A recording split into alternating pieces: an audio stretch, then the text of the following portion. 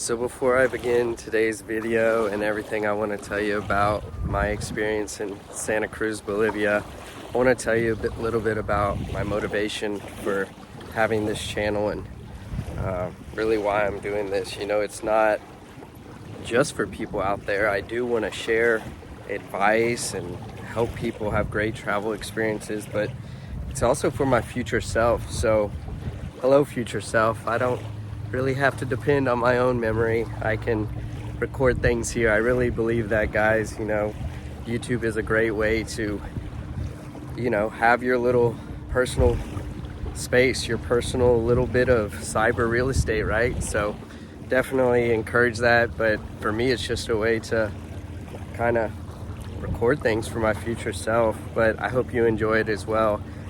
So when I went to Santa Cruz de la Sierra, Bolivia, the largest city in Bolivia, I really wanted to go to a soccer match naturally. And I found out that it's definitely doable. So I'll start with that.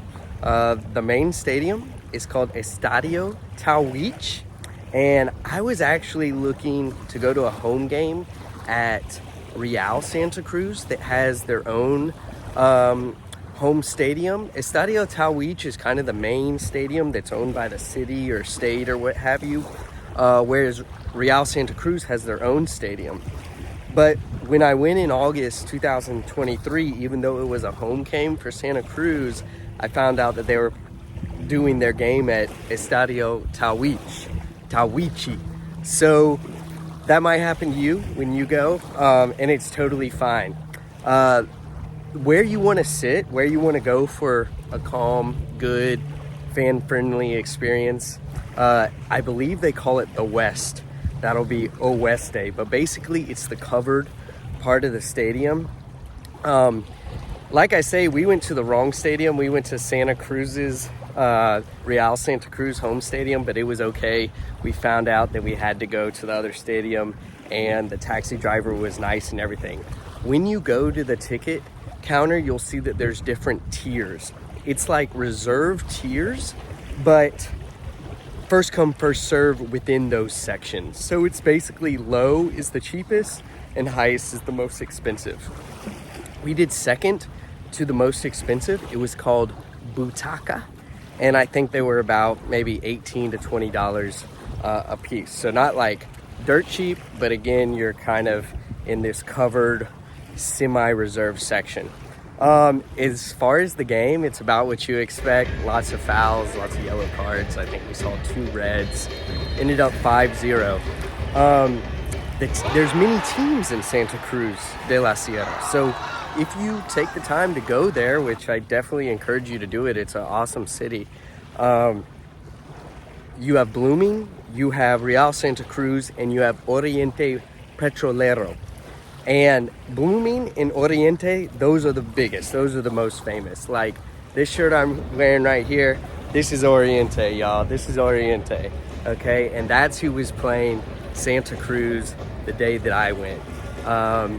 There's the jersey right there, guys. Lovely green and white. So they had these fanatics. It reminded me a lot of Colombia and Medellin, or when I went to, really the inspiration behind the channel is Dos Corazones, right?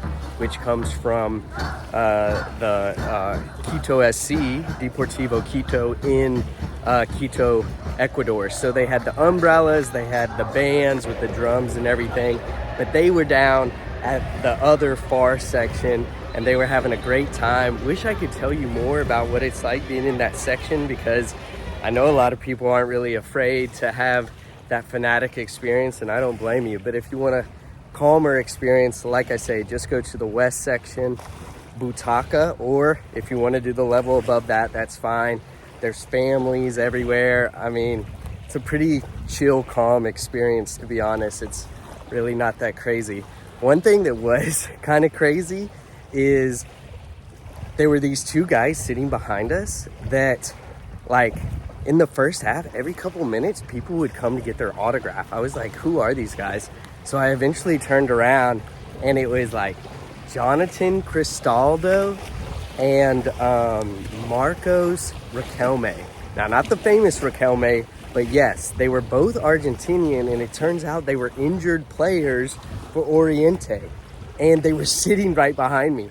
So at halftime, you can imagine full-grown adults were like climbing over us to try to get close to these guys. Like, it was pretty insane, to be honest. Like, literally kids and adults all around us trying to get their shirts signed by these guys that I had never heard of. I mean, it was literally surreal. Like, you would have thought it was Messi or Ronaldo or something. It was wild. And like, I had never heard of these guys, but I did look it up, and that Jonathan Cristaldo guy, like, he did have one cap for Argentina. So I mean, that's pretty good. But that was really interesting. But other than that, everybody nice, friendly, chill. The game ended up 5-0. Oriente smashed them, and that was like most of the fans. Another reason not to be too concerned about safety and stuff is, like, there's no alcohol anywhere in the stadium or really anywhere in the grounds.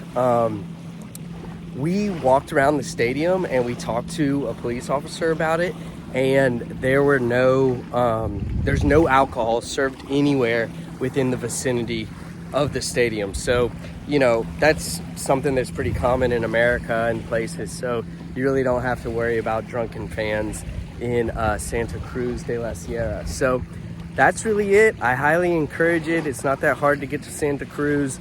If you have any questions, feel free to contact me. All the details are written up on my blog as well, which is linked on my YouTube channel. So hope you have a great day, and hope you get a chance to go to Santa Cruz de la Sierra to experience a football match.